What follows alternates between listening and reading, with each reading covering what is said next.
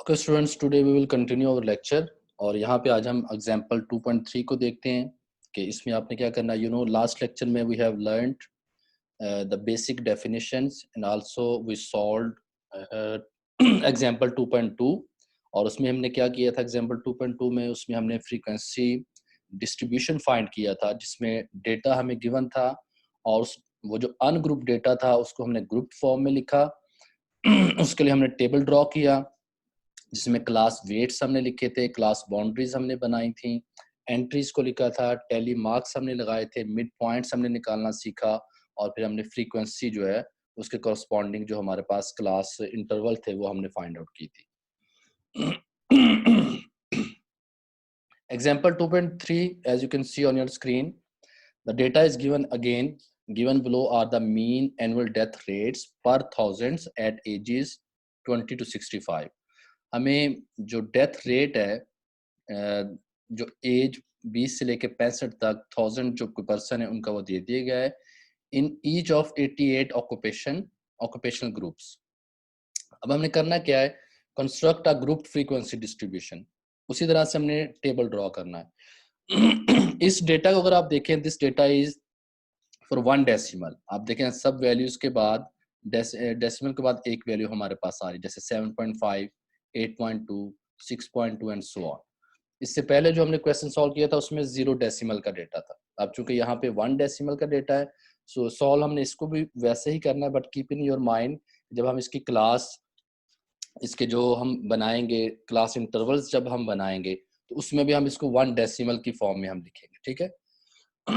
Rest of the method is same, बाकी की तमाम जो मेथड वो सेम का सेम है।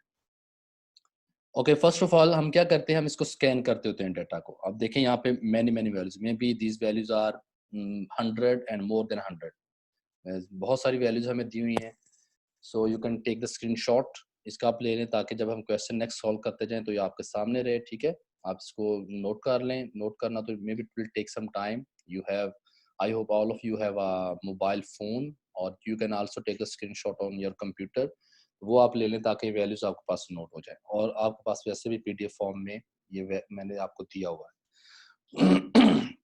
सबसे पहले देखें, फर्स्ट ऑफ ऑल इसमें लार्जेस्ट वैल्यू क्या है इस डेटा में। So if we will see one by one all of the values, तो आप नोट करेंगे सबसे बड़ी जो वैल्यू हमारे पास आएगी वो है 14, ठीक है। You can C by yourself the largest value is 14.0, ठीक है। और वो कहाँ पे है, दिस इज 14.0। और इसी तरह से आप देखेंगे what is the smallest value. इसमें स्मॉलेस्ट वैल्यू हमारे पास क्या है, सो you can find please what is the smallest value. इसमें आप देख सकते हैं, here we have already noted the smallest value is 3.9, ठीक है। and where is 3.9, this is 3.9। इसके बाद हम क्या करेंगे, we need to find the range। अब range कैसे find करनी है, we have already learned about this। तो जो largest value minus smallest value करें तो उसकी range आ जाएगी, तो range आएगी 10.1, ओके। तो चूंकि यहाँ पे डेटा जो है वो रिकॉर्डेड है 1 डेसिमल प्लेस, तो यहाँ पे अब हम क्या करेंगे, जो आपने क्लास इंटरवल बनाने हैं, जो फर्स्ट इंटरवल लेंगे उसकी लोअर क्लास लिमिट लेंगे। आपने माइंड में रखना है कि 3.9 है, एटलीस्ट 3.9 से आप स्टार्ट कर सकते हैं, बट हम उससे पहले भी कर सकते हैं, जैसे 3.8, 3.6, 3.7 और 3.5। तो यहाँ पे इस क्वेश्चन में जो फर्स्ट हम क्लास इंटरवल जो स्टार्ट करेंगे वो 3.5 से करेंगे, ठीक है। और आपको पता है कि लास्ट टाइम हमने डिसाइड किया था कि जो इसकी क्लासेस हमने बनाई थी वो 7 थी। अब चूंकि यहाँ पे भी हम वैसे ही कर सकते हैं, but here you can see that the values, the range is very small. और जो हमारे पास लार्जेस्ट वैल्यू और स्मॉलेस्ट वैल्यू में कोई इतना खास फर्क नहीं, कोई इतना डिस्टेंस नहीं है। लास्ट जो हमने किया था उसमें हमारे पास जो रेंज थी क्वेश्चन में 136 था। तो यहाँ पे हम क्लास इंटरवल लेंगे 1 का, मीन्स के लोअर और अपर क्लास लिमिट में जो उसकी जो टोटल रेंज बनेगी क्लास इंटरवल की रेंज वो 1 की हम लेंगे, ठीक है। जी शाजीन फातिमा बताएं। सर ये 3.5 जो वैल्यू ली है ये क्यों ली है सर, इसका करिएगा। क्योंकि हमने बेटा ये जो डेटा को हमने कवर करना है, ठीक है। तो हमारे पास जो लोएस्ट वैल्यू 3.9 है, तो आप 3.9 से भी स्टार्ट कर सकते हैं नहीं तो हम उससे पीछे से भी स्टार्ट कर सकते हैं। जैसे कि लास्ट क्वेश्चन में भी हमने हमारे पास जो लोएस्ट वैल्यू थी वो थी 68, लेकिन हमने डेटा जो हमने स्टार्ट किया था क्लास इंटरवल बनाना वो हमने 65 से स्टार्ट किया था। तो सेम यहाँ पे भी कर सकते हैं, देयर इज नो इशू। अगर आप 3.9 से करना चाहते हैं इट्स आल्सो ओके, 3.8 से कर लें, 3.7 से कर लें, 3.6 से कर लें, 3.5 से कर लें। तो यहाँ पे हमने 3.5 से हम इसको स्टार्ट करें, ठीक है। लेकिन आपने मिनिमम वैल्यू है, जो स्मॉलेस्ट वैल्यू है, उसको आपने कवर करना है। चाहे उससे पहले एक वैल्यू से स्टार्ट कर लें या उसी वैल्यू से आप स्टार्ट कर लें, there is no big deal, okay. इसके बाद नेक्स्ट अभी हमने कहा कि हम जो क्लास इंटरवल अब लेंगे वो 1 का लेंगे। कितने का लेंगे? 1 का क्लास इंटरवल हम लेके तो इसको सॉल्व करेंगे। चलिए जब हम टेबल ड्रॉ करते हैं इसका, ठीक है। आप प्लीज, अभी मैं पहले भी मैंने आप सबसे बोला है, प्लीज टेक द स्क्रीनशॉट, आप इसका ले लें ताकि ये वैल्यूज आप सबके सामने रहे। जी मोहम्मद मुबशिर बेटा बताएं। मोहम्मद अच्छा सर, मुबशिर। ये मेरा क्वेश्चन है। जी जी। ये यहाँ पे लास्ट लाइन में लिखा हुआ है the class names are specified as 3.5 से लेके 4.4 तक। ये 4.5 क्यों नहीं है? बेटा ये इसकी हमने अभी कहा है कि हमने जो इसका इंटरवल लेंगे वो 1 का लेंगे। किसका लेंगे? 1 का। 1 का। तो तो 1 3.5 करेंगे से तो 4.5 बनता है ना? नहीं बेटा, ये आपने डिफरेंस नहीं लेना, आपने इसकी जो बाउंड्रीज है उनको भी इंक्लूड करना है, उसमें बाउंड्रीज को भी इंक्लूड करें। 3.5 से स्टार्ट करें, 3.5, 3.6, 3.7, 3.8, 3.9 एंड 4, ये 0.6 हो गया। 4.1, 4.2, 4.3 एंड 4.4 कंप्लीट 1 वैल्यू बन जाती है। अच्छा अच्छा, ठीक है। Clear? Yes sir, thank you.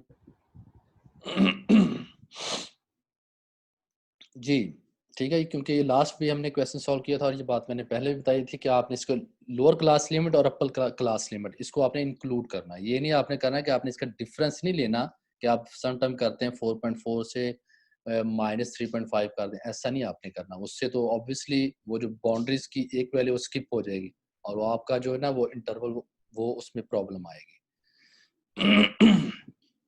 Okay next अब हम इसका टेबल ड्रॉ करेंगे, ठीक है। वैल्यूज मैंने आपको दिखा दी हैं और इसका कैसे टेबल ड्रॉ करेंगे that is very easy now. सबसे पहले हम क्या करेंगे, frequency distribution of mean death rates के लिए आप क्या लिखेंगे? फर्स्ट कॉलम हमारे पास क्या आएगा? डेथ रेट्स का, ठीक है। और अभी हमने देखा कि हमारे पास जो मिनिमम वैल्यू थी डेटा में वो क्या थी? 3.9। हम यहाँ से किस में स्टार्ट कर रहे हैं? 3.5 और कितने का इंटरवल लेना है? जो क्लास इंटरवल की जो रेंज है वो 1 की लेंगे। तो 3.5 को इंक्लूड करते हुए 4.4 तक अगर आप चेक करें तो हमारे पास 1 वैल्यू बनती है कंप्लीट, ठीक है। चूंकि अब ये 1 डेसिमल फॉर्म में डेटा है तो इसलिए हमने जो क्लास इंटरवल्स जो बना रहे हैं वो भी 1 डेसिमल फॉर्म में सारे के सारे बनाएंगे। आई होप आपको ये बात क्लियर हो चुकी होगी। सिमिलरली अब देखें, फर्स्ट जो क्लास हमारे पास है, जो क्लास बनती है वो 3.5 से 4.4 है। तो नेक्स्ट सेकंड क्या बनेगी? 4.5 टू 5.4। ये भी 1 का हम इंटरवल ले रहे हैं, क्लास इंटरवल 1 का, ठीक है। इनमें भी जो आएगा एंड सो ऑन, जितनी भी आपने ये क्लासेस बनाते जाएंगे। अब इसमें लिमिटेशन नहीं है कि कितनी लेनी है, हमने जस्ट ये माइंड में रखना है कि इसका क्लास इंटरवल के जो हमारे पास जो क्लास इंटरवल है वो 1 का हो और हमने कवर करना है अपनी जो लार्जेस्ट वैल्यू थी। अब लार्जेस्ट वैल्यू को जब उसने कवर करते करते चलता गया तो जो लार्जेस्ट वैल्यू कहाँ पे जाके कवर हुई? 14.4। और चूंकि अभी हमने देखा कि लार्जेस्ट वैल्यू जो डेटा के अंदर थी वो थी 14, ठीक है। तो 14.4 उसको कवर कर जाता है। आई होप आपको ये बात क्लियर हो चुकी होगी। नेक्स्ट अब हमने क्या करना है? नो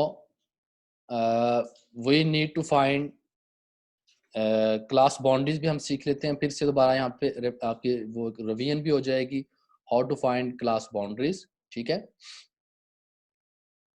तो क्लास बाउंड्रीज बताएगा आप में से किस तरह से हम फाइंड करेंगे। लास्ट लेक्चर में मैंने आप सबको बताया था how to find the class boundaries. अब इस केस में 1 डेसिमल फॉर्म में हम कैसे क्लास बाउंड्रीज फाइंड आउट करें? जी anyone please raise your hand, how to find the class boundaries. जी स्टूडेंट्स, लास्ट क्वेश्चन भी हमने एग्जांपल को सॉल्व किया था और उसमें मैंने आपको बताया था how to find the class boundaries. अब सेम केस यहाँ पे भी है, ठीक है जी। Anyone, all of you? This is very easy. अच्छा चलें मैं अब बताता हूँ आपको how to find the class boundaries. इसमें क्या करेंगे, जो कोई सी भी दो आप क्लासेस ले लें, हम इसमें फर्स्ट और सेकंड लेंगे, ठीक है। तो जो सेकंड है, सेकंड क्लास, उसकी लोअर क्लास लिमिट लेंगे और फर्स्ट की अपर क्लास लिमिट आप लेंगे, ठीक है। तो क्या करेंगे, 4.4 माइनस 4.4, 4.5 माइनस 4.4, ठीक है, डिवाइड बाय 2।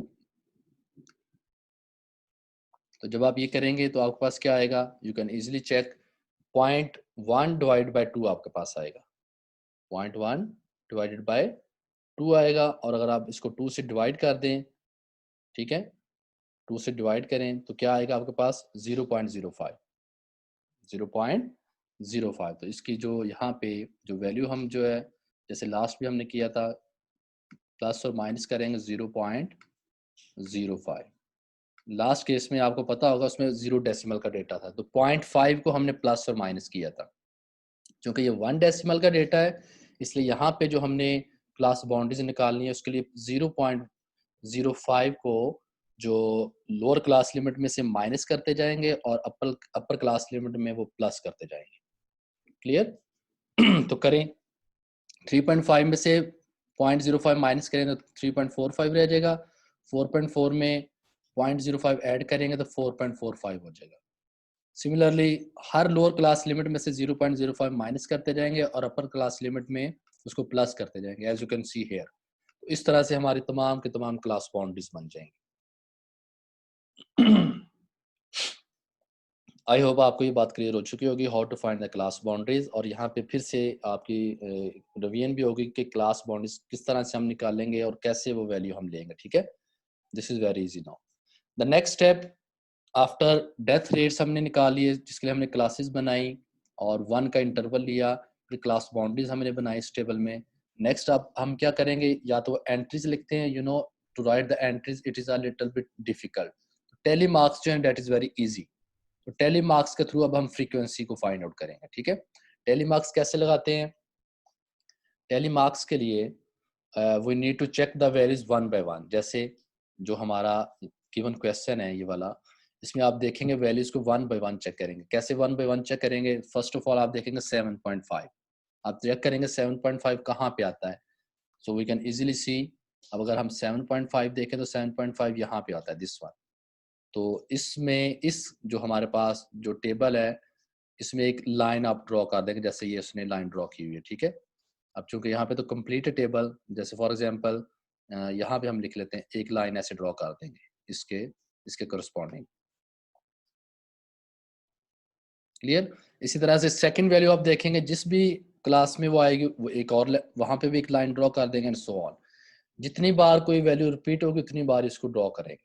ये नहीं करना कि एक वैल्यू फॉर एग्जांपल अभी 7.5 ही था, 7.5 if it is occurring 3 time तो 3 टाइम ही आप लाइन को ड्रॉ करेंगे, ठीक है, आपने स्किप नहीं करना उसको। So after marking the tally marks, तो आप क्या करेंगे, इन तमाम इस टेबल को कंप्लीट करने के बाद फिर हम लिखेंगे फ्रीक्वेंसी। फ्रीक्वेंसी कैसे आएगी, इन्हीं टेली मार्क्स को आपने काउंट कर लेना है। जैसे फर्स्ट में कितने टेली मार्क्स हैं, 1, तो 1 आ जाएगा। सेकंड में क्लास में 4 है तो 4 आ जाएगा। थर्ड में जब उसने टेबल कंप्लीट किया तो हमारे पास कितनी वैल्यूज आई, 5, तो 5 आ जाएगा एंड सो ऑन। इसी तरह से ये तमाम की तमाम वैल्यूज आप लिखते जाएंगे फ्रीक्वेंसी के कॉलम में। तो एट द एंड ये इनका सम होता है, this is the sum of all of these values. ये जितनी भी वैल्यूज हैं यहाँ से यहाँ तक उन सबको सम करके लिखते हैं। This is, you can say that, और we will denote it usually with summation. और इसको फ्रीक्वेंसी को हम f लिख लेते हैं, small f। So we can also say that this is summation f, और सम टाइम इसको n भी लिखा जाता है, ठीक है। सो ये सम होता है, जितनी भी वैल्यूज आपके पास आती हैं उसका सम है। ये 88 क्या है, in fact this 88 is the given number of values जो हमें क्वेश्चन में गिवन था ना। अगर आप उनको भी काउंट करें, ये जितनी भी वैल्यूज थी, all of these values, these are 88। तो इनफैक्ट ये जो हमने फ्रीक्वेंसी निकाली इसमें हमने डेटा को क्या किया, ग्रुप फॉर्म में लिखा है, ठीक है, उसको अरेंज कर दिया है। पहले अनग्रुप फॉर्म में था, अब हमारे पास डेटा जो है वो ग्रुप फॉर्म में आ चुका है। और यहाँ से हम इजीली देख सकते हैं ऑल ऑफ दीज वैल्यूज कि इनकी वैल्यूज की कैसे इनकी फ्रीक्वेंसी आ सकती है, ठीक है। इस क्वेश्चन में यही था कि हमने फ्रीक्वेंसी को फाइंड आउट करना था। जी students, any question regarding to this question? अगर कोई क्वेश्चन है तो you can ask me, otherwise we will move forward.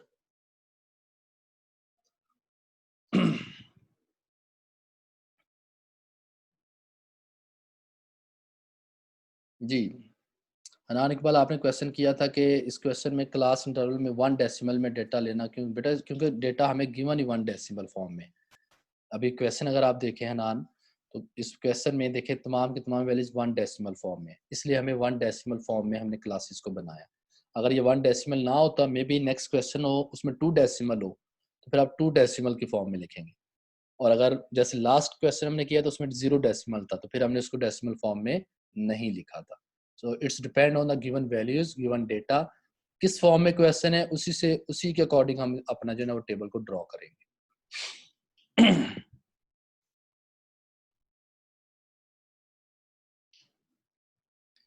जी मुबशिर बेटा, आप बताएं क्या कहते हैं? सर अभी यहाँ पे तो डाटा सारा यूनिफॉर्म है, जैसा 1 डेसिमल प्लेस तक है।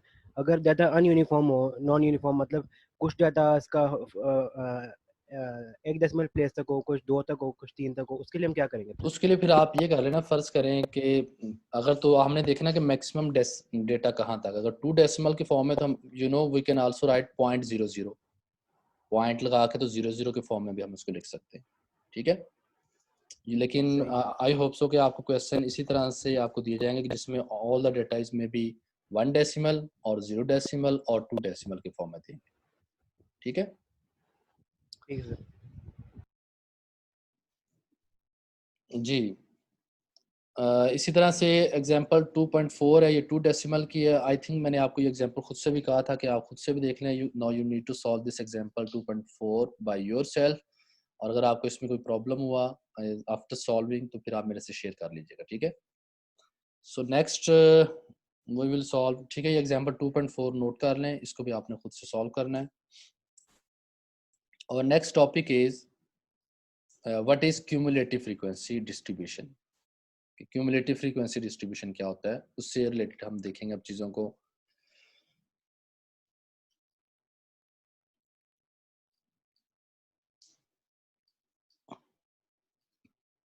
जी मैं स्क्रीन को थोड़ा सा आपके लिए जूम किया था so you can see it easily.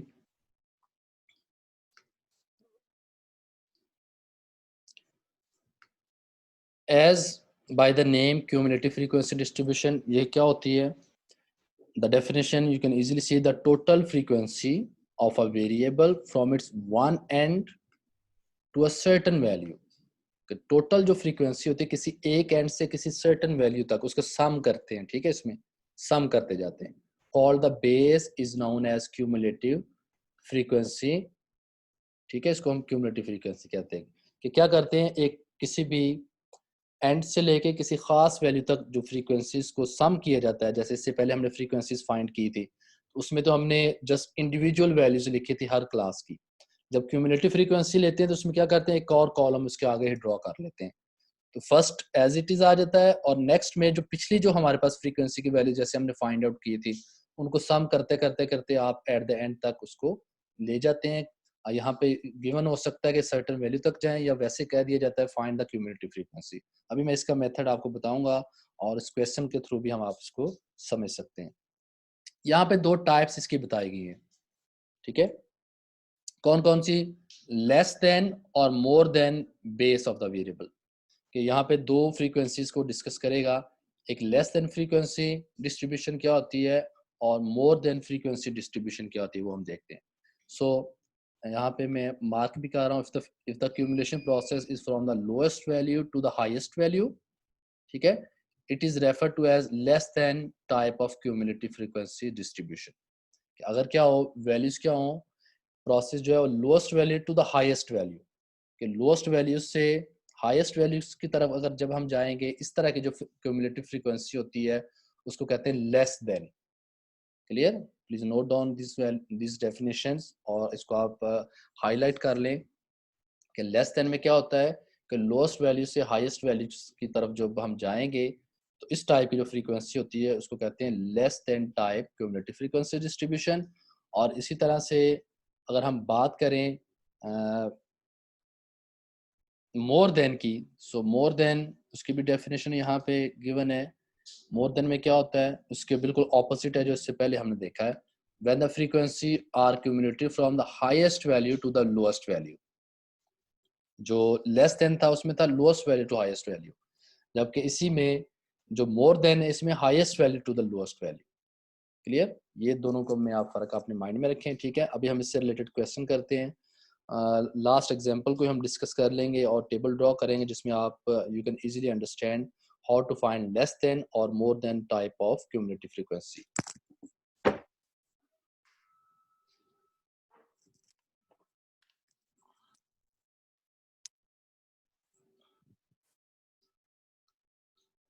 So now example 2.6 as you can see on your screen. इस example 2.6 में क्या देखें, what is first of all we need to read the question carefully कि question क्या given है, उसके according फिर हम अपना जो ना वो डेटा जो टेबल है या जो भी वैल्यूज हमें फाइंड आउट करनी है वो हम देखेंगे। सो एग्जांपल 2.6 में क्या है, construct a less than type cumulative frequency distribution, a more than type cumulative frequency distribution from the frequency distribution of 60 apples weight. और ये कौन से एग्जांपल में हमने किया था, एग्जांपल 2.2 में, क्योंकि एग्जांपल 2.2 हमने पहले सॉल्व की हुई है, उसी को लेके उसी का जो डेटा था, उसी का जो टेबल हमने ड्रॉ किया हुआ है, आप अपने नोटबुक्स पे देखें, आपने आई होप कि आप सबने इसको नोट किया होगा। वहाँ पे हमने एक टेबल ड्रॉ किया था और मैं आपको दोबारा से यहाँ पे दिखा भी दूंगा वन मोर टाइम कि हमने वहाँ पे जो फ्रीक्वेंसी का जो टेबल ड्रॉ किया था उसको हम किस तरह से लेस देन टाइप में और मोर देन टाइप में किस तरह से हम क्यूमुलेटिव फ्रीक्वेंसी हम फाइंड आउट करेंगे, ठीक है। अब चूंकि पहले बात की जा रही है लेस देन की, less than type cumulative frequency distribution, तो अभी हमने इसकी डेफिनेशन में देखा ये क्या था, लेस देन टाइप में from the lowest value to the highest value, from the lowest value to the highest value की तरफ हमने इसको लेके जाना है। तो हमारा जो क्वेश्चन था एग्जांपल 2.2, और ये हम उसमें जो क्लास बाउंड्रीज के थ्रू हम इसको निकालेंगे, ठीक है। यहाँ पे क्लास बाउंड्रीज को यूज करते हुए उसको हम फाइंड आउट करेंगे। मैं आपको दोबारा से वो जो टेबल हमने ड्रॉ किया था you can see it once again, और आप अपनी नोटबुक्स पे भी जहाँ पे आपने नोट किया हुआ है उसको भी साथ ओपन कर लें, so we can easily find out less than and more than type cumulative frequency distribution. ये वो टेबल था, ठीक है। एग्जांपल हमारे पास ये थी 2.2, इसमें 60 एप्पल्स का जो वेट गिवन था और इससे हमने ये जो टेबल ड्रॉ किया था दिस वन, जिसमें क्लास वेट्स थे, क्लास बाउंड्रीज हमने निकाले थे, मिड पॉइंट, टेली मार्क्स और फ्रीक्वेंसी, ठीक है। इसको आप नोट कर लें अभी दोबारा से फिर से। The most important thing is यहाँ पे क्लास बाउंड्रीज आपको पता होनी चाहिए क्या है सारी की सारी, और फ्रीक्वेंसी क्या है वो आप नोट कर लें, ठीक है। क्योंकि जब मैं वहाँ पे दोबारा जाऊँगा तो मे बी आपको कुछ थोड़ी सी प्रॉब्लम हो देखने में, सो प्लीज नोट डाउन और take a screenshot of this class boundaries at frequency. इसी को यूज करते हुए हमने लेस देन और मोर देन टाइप को हमने फाइंड करना।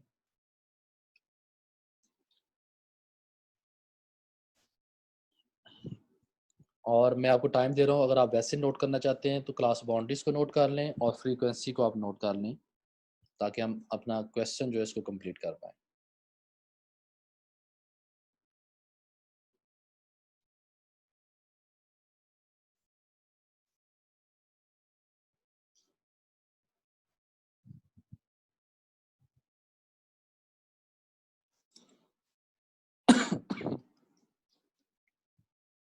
जी स्टूडेंट्स, नोट कर लिया आपने इसको?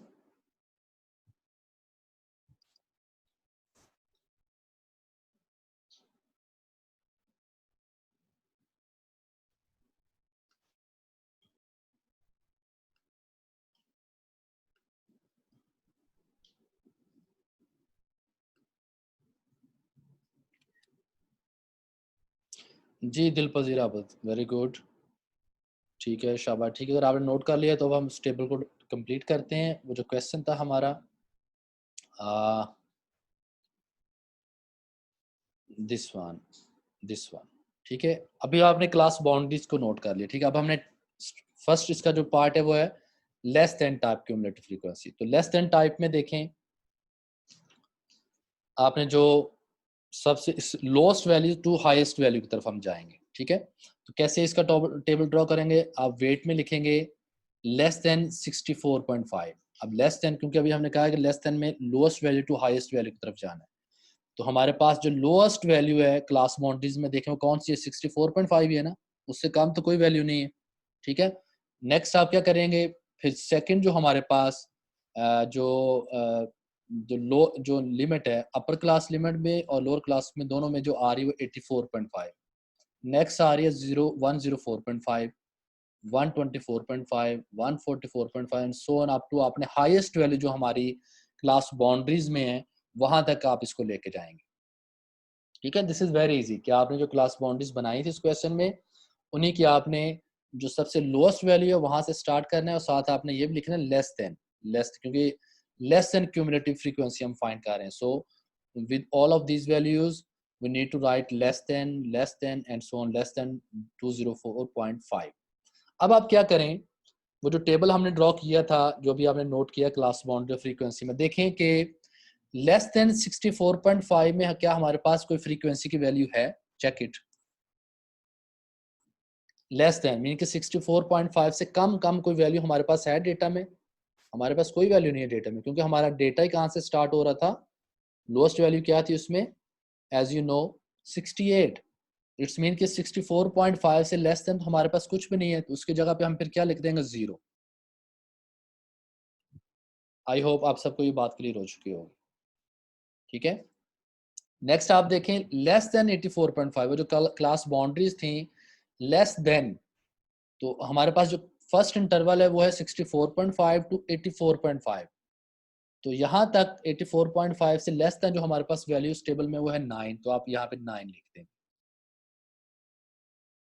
ठीक है, 0 + 9 भी हो सकता है, ये भी आप क्योंकि क्यूमुलेटिव हम कर रहे हैं तो लास्ट 0 था तो हमारे पास वहाँ पे 9 था, 0 + 9 = ये 9 ही आएगा, क्योंकि हमने क्यूमुलेटिव कर रहे हैं तो प्रीवियस जो हमारे पास फ्रीक्वेंसी उसको भी हमने साथ से ऐड करना, तो 0 और 9 वो टेबल से हमने लिया, 0 + 9 = 9 ही आ जाएगा। अब आप देखें उसी टेबल में फ्रीक्वेंसी में कि लेस देन 104.5 कितनी है, वहाँ पे आप देखें तो आपके पास 10 आ रहा होगा, 10 तो वो है और प्रीवियस हमारे पास वैल्यू अभी कितनी है यहाँ पे इस टेबल में 9, सो 10 + 9 करेंगे तो क्यूमुलेटिव मैंने आपको यही बताया था कि प्रीवियस को हम ऐड करते जाते हैं, तो 10 + 9 किसके इक्वल आ जाएगा, 19 के equal. This is very easy. और इसी तरह से जब आप नेक्स्ट देखेंगे लेस देन 124.5, तो वो है हमारे पास 17, तो 17 में 19 प्लस कर दें। ठीक है, 17 में 17 उस फ्रीक्वेंसी टेबल से हमारे पास आ रहा है और प्रीवियस हमारे पास जो वैल्यू वो 19 है यहाँ पे, तो 19 को ऐड करेंगे तो आपके पास क्या आ जाएगा, 36 आ जाएगा एंड सो ऑन। आप इसी तरह से ये सारे का सारा टेबल कंप्लीट करेंगे तो आपके पास जो लास्ट पे वैल्यू आएगी वो वही आएगी जो हमारे पास वहाँ पे सम ऑफ फ्रीक्वेंसीज होगा। इस केस में, इस क्वेश्चन में हमने ये सीखा कि लेस देन कैसे फाइंड करते हैं। दिस इज वेरी इजी कि आपने लोएस्ट वैल्यू से स्टार्ट करना है और हाईएस्ट वैल्यू तक आपने लेस देन की तमाम टेबल एक ड्रॉ कर लेना है। फिर आपने फ्रीक्वेंसी के टेबल से हम देखेंगे कि हमारे पास लेस देन कितनी वैल्यूज है, उसके कोरस्पॉन्डिंग आप वैल्यूज को लेंगे लेकिन प्रीवियस को ऐड करते जाएंगे साथ साथ। पिछली जो वैल्यू हमारे पास इसी टेबल में आएंगी उनको हम ऐड करके फिर हम नेक्स्ट लिखते जाएंगे, तो इस तरह से हमारे पास ये सारे का सारा टेबल जो वो कंप्लीट हो जाएगा। जी एनी क्वेश्चन? इफ नथिंग तो अभी इसी से आगे हम देखते हैं मोर देन क्या है। अब मोर देन में हमने क्या सीखा, डेफिनेशन भी आपने देखी।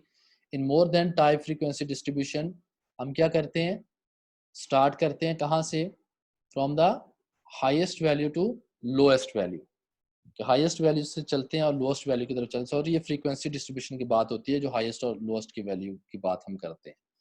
ठीक है, तो इसमें भी क्या होगा देखें, अब मोर देन की बात करेंगे क्योंकि लेस देन की तो हमने बात कर ली, अब हम किसकी बात करेंगे, मोर देन। तो इसी तरह से उसी टेबल से आप क्या करेंगे, वैल्यूज को लेंगे। ठीक है, more than 64.5, more than 84.5, more than 104.5 so on, more than 204.5। जब मोर की बात की जा रही है इट्स मीन के मोर देन 64.5 अगर आप देखें इस टेबल में तो मोर देन कितनी वैल्यूज हैं, 64.5 से ज्यादा कितनी वैल्यूज है हमारे पास, obviously you can easily see वो 60 वैल्यूज हैं जो आपने टेबल में फाइंड आउट की हुई है, क्योंकि हमारी जो मिनिमम वैल्यू थी वो क्या थी, 68 थी और जो लार्जेस्ट वैल्यू थी वो थी 204। अब मोर देन 64.5 तो जितने भी डाटा में वैल्यूज वो कितनी है सारी की सारी, वो 60 आ जाएगा। क्लियर। और इस तरह से मोर देन 84 उसी अगर टेबल में आप देखें मोर देन 84.5 तो ऊपर 9 थी, तो आप ये कह सकते हैं कि 60 में से हम 9 माइनस कर दें तो रिमेनिंग हमारे पास वैल्यू क्या रह जाएंगी 51, क्योंकि आप मोर देन 84.5 उससे पहले पहले वैल्यूज को हमने नहीं लेना। तो मोर देन 84.5 में क्या करेंगे, वो जो उससे पहले वाली वैल्यूज हैं टोटल जो 60 है उसमें से आप पहले माइनस कर दें तो हमारे पास क्या आ जाएगा 51 आ जाएगा। सिमिलरली मोर देन 104.5 आप उस टेबल में देख लें मोर देन कितनी है, ठीक है। ये जो ऊपर वाली 9 और 10 है 19 वो 60 में से माइनस कर देंगे तो आपके पास 41 आ जाएगा। और इस सेंस में भी हम ले सकते हैं कि इनको हम सम भी कर सकते हैं। यहाँ पे आपको माइनस इसलिए बता रहा हूँ ताकि आप इसको इजीली समझ सकें, ठीक है। यूजुअली होता ये है कि क्यूमुलेटिव में हम प्लस करते हैं, जैसे मोर देन 64.5 मीन कि आपने जितनी भी मोर देन उन सबको प्लस कर लेना। मोर देन 84.5 में अगर आप देखें तो ये 51 कैसे आएगा, this 61 is in fact more than mean कि 9 जब क्योंकि क्यूमुलेटिव करते हैं 9 प्लस 10, ठीक है। मैं उस टेबल से लिख रहा हूँ मोर देन प्लस 17, क्योंकि मोर की बात की जा रही है और क्यूमुलेटिव की बात की जा रही है तो इसको हम सम करेंगे, प्लस 10 प्लस 5 प्लस 4, ठीक है। ये कहाँ से मैं वैल्यूज लिख रहा हूँ, वही जो टेबल आप सबने फ्रीक्वेंसी का नोट किया था उसी को मैं लिख रहा हूँ। चूंकि मोर की बात की जा रही है तो मोर देन 64.5 ये सारी की सारी वैल्यूज थी, इन सबको आप सम कर लें तो 60 आता है। जब हम मोर देन 84.5 कहते हैं तो 84.5 से पहले पहले वैल्यूज को स्किप कर दें और वो कितनी है 9 है, तो 9 नहीं हम लिखेंगे, ये सारी की सारी वैल्यूज जो है ना इन सबको सम करके वो 51 के इक्वल आ जाएगी। इस तरह जब आप 41 लिखेंगे तो ये फर्स्ट टू वैल्यूज रह जाएंगे और 17 से लेके ऑनवर्ड जितनी भी सारी वैल्यूज हैं वो सारी 14 में इसमें प्लस करेंगे तो 14 आ जाएंगे एंड सो ऑन। जब आप लास्ट पे जाएंगे 204.5 यहाँ पे 0 है, 0 क्यों है, क्योंकि हमारी लार्जेस्ट वैल्यू क्या थी, वो 204 थी। अब 204 से ऊपर तो हमारे पास कोई भी वैल्यू डेटा में नहीं है, तो मोर देन 204.5 वो हमारे पास 0 रह जाएगा। So in this way we can easily find less than and more than cumulative frequency distribution. लेकिन सम टाइम जब आप क्वेश्चंस की तरफ जाएंगे तो उसमें जस्ट होता है क्यूमुलेटिव फ्रीक्वेंसी, उसमें हम पिछली वैल्यूज को प्लस करके हम इसको लिख लेंगे और जब ये क्वेश्चन हम करेंगे तो मैं आपको वहां पे बता भी दूंगा कि how can we just find the cumulative frequency distribution. जी स्टूडेंट्स, एनी क्वेश्चन? कोई क्वेश्चन अगर इससे related you can ask me.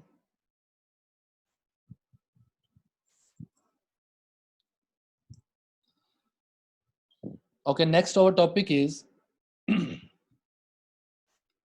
stem and leaf display.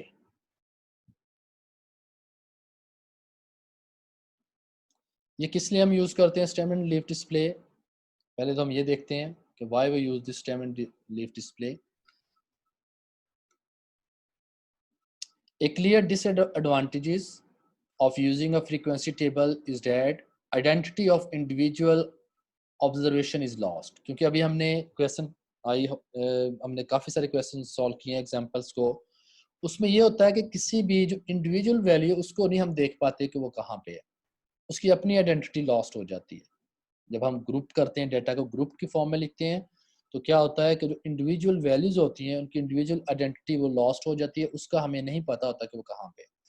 तो इस प्रॉब्लम को और इस चीज़ को ओवरकम करने के लिए 1977 में जॉन ने फिर एक मेथड इंट्रोड्यूस कराया था that is known as stem and leaf display.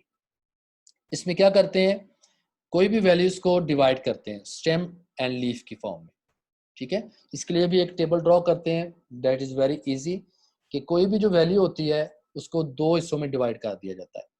जो इसमें जो लीडिंग वैल्यू होती है हमारे पास उसको हम कहते हैं स्टेम, और जो हमारे पास जो ट्रेलिंग वैल्यू होती है, ट्रेलिंग डिजिट्स होते हैं, उनको हम कहते हैं लीफ। फॉर एग्जांपल, ये एग्जांपल से आपको समझ आएगी बात की किस तरह से हम करते हैं।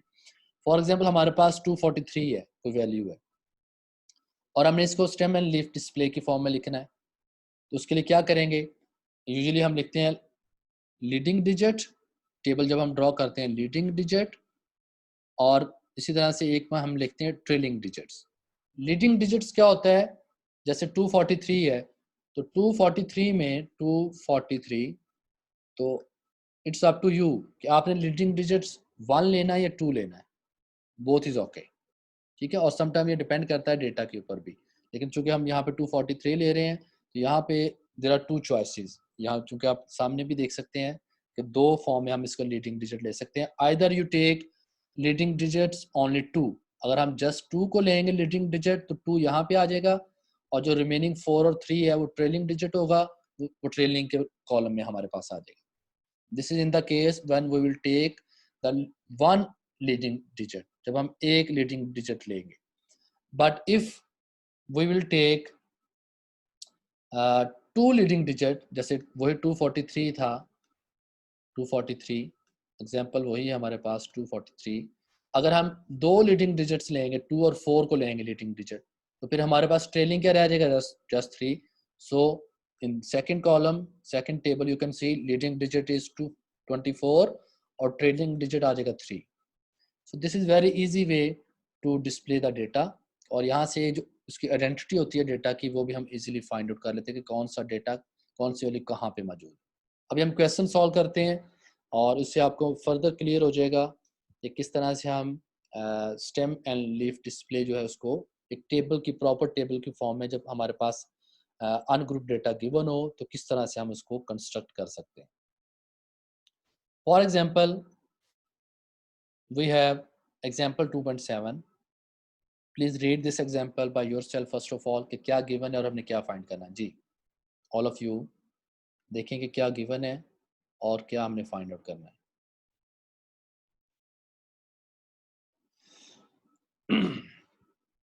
In example 2.7, it is given the ages of 30 patients admitted to a certain hospital during a particular week were as follows, कि हमारे पास जो पेशेंट्स हैं जो एडमिट हुए हैं किसी हॉस्पिटल में किसी पर्टिकुलर वीक में, उनकी तमाम जो एक डेटा वो हमें गिवन है। Construct a stem and leaf display from the data and list in the data in an array, कि आपने सबसे पहले तो उसको क्या करना है, स्टेम और लीफ के डिस्प्ले की फॉर्म में लिखना है, और अरे की फॉर्म में मीन क्या आपने इसको उसको असेंडिंग ऑर्डर में आप लिखते हैं कि सबसे पहले लोएस्ट वैल्यू जो बनती है वो लिखें, फिर उससे बड़ी वैल्यू, फिर उससे बड़ी वैल्यू एंड सो ऑन, ये छोटी से बड़ी वैल्यूज की तरफ हम लेके जाएंगे। So please all of you note these all of these values, इन तमाम वैल्यूज को नोट करें ताकि नेक्स्ट पेज पे हम इसका टेबल ड्रॉ कर सकें। ठीक है, ये जितने भी एग्जांपल 2.7 में वैल्यूज दी हुई हैं इन सबको आप नोट कर लें। जब नोट कर लें so please tell to me in chat that you have written all of these values.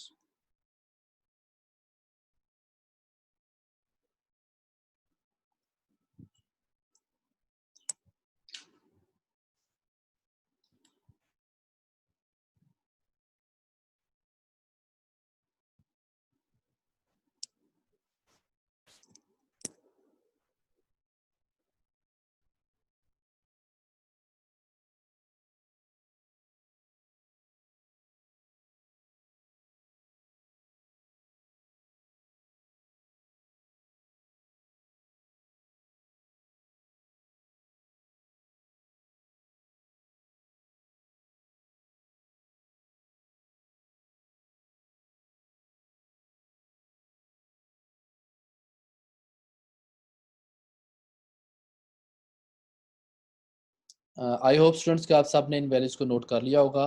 ठीक है, these are just few values. अब हम इसका स्टेम और लीफ डिस्प्ले जो है उसकी फॉर्म में इसको लिखेंगे, और इसको हमने अरे की फॉर्म में भी, चूंकि क्वेश्चन में गिवन है also need to write in the form of array of an array, तो इसको अरे की फॉर्म में भी हम प्रेजेंट करेंगे डेटा को। So on the next page अभी हमने क्या करना है, एक टेबल ड्रॉ करेंगे।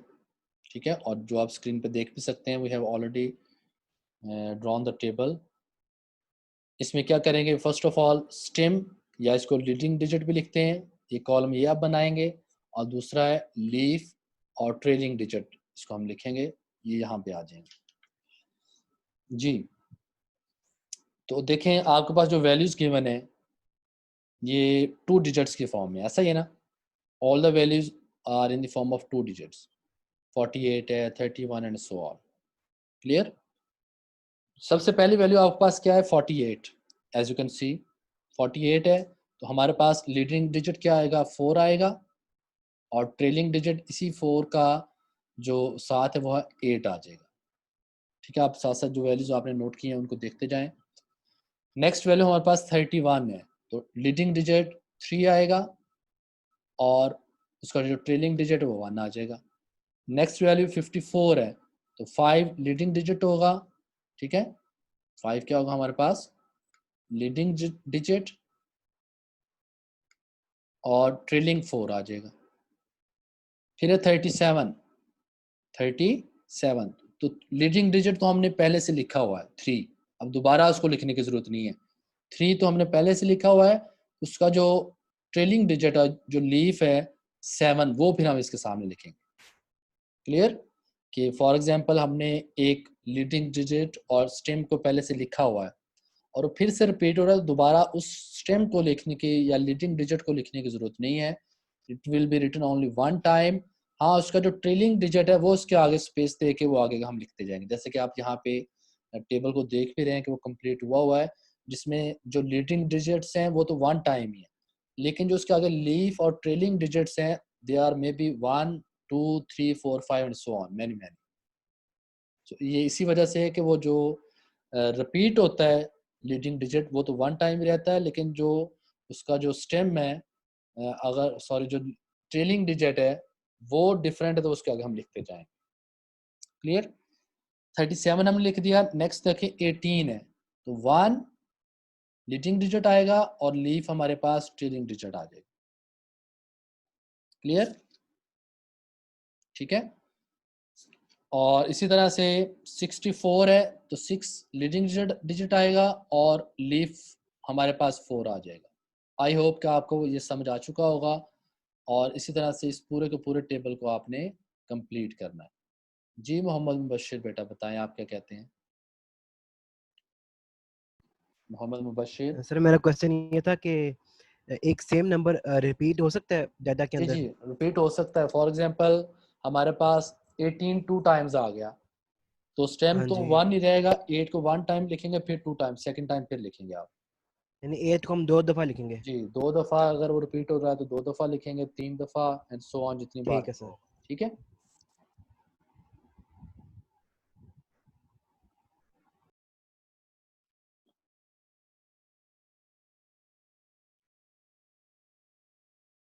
क्लियर हो गया?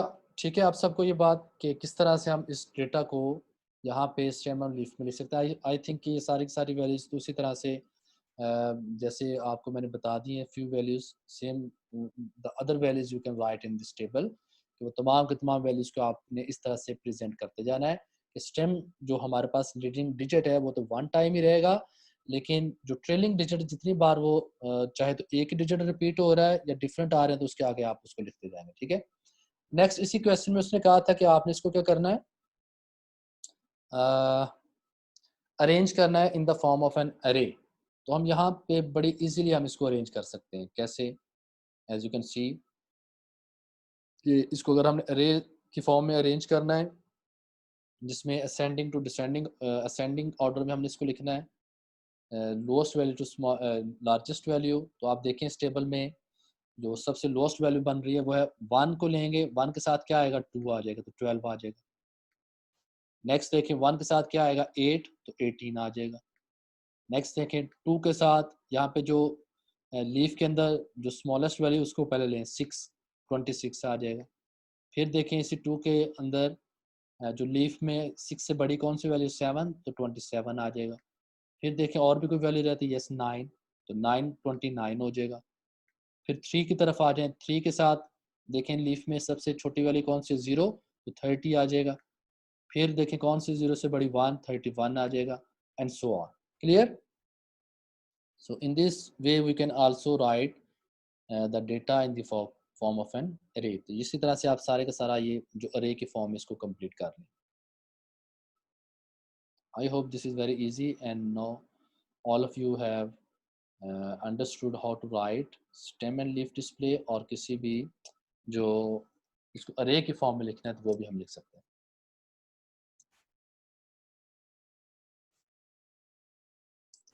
जी हनान इकबाल, मैं आपका क्वेश्चन मेरे ख्याल से क्लियर हो चुका होगा जो आप पूछ रहे हैं, तो इसको अरे की फॉर्म में कैसे लिखना था वो मैंने आपको अभी बता दिया, ठीक है ना हनान इकबाल।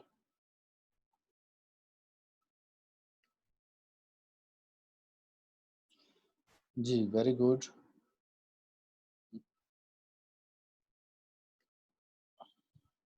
जी मोहम्मद मुबशिर बेटा बताएं। सर ये जो हम अरे की फॉर्म में लिखते हैं, ये सिंपली हमें वो जो डाटा पहले का दिया हुआ है हाँ उसी को उसको करना है ना, उसी को जैसे हमने रीअरेंज करके अरेंज लिखना किया, है, हाँ अरेंज किया उसको हमने।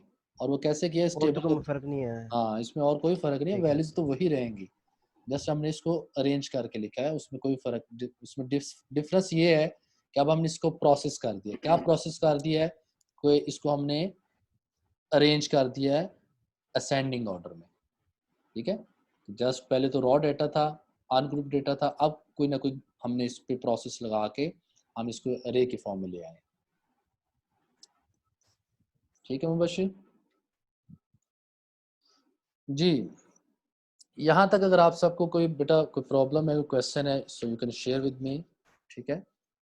यहाँ पे मैं आप सबको थोड़ी सी ब्रेक देता हूँ क्योंकि हमारा लेक्चर मोर देन 45 मिनट्स हो चुका है और अभी भी हमें I think so still we need to study 50 minutes. तो थोड़ी सी मैं आप सबको मैं 5 मिनट्स की ब्रेक दे रहा हूँ, उसके बाद फिर हम अपना नेक्स्ट जो टॉपिक है वो हम स्टार्ट करेंगे, ठीक है। So it's your break time now.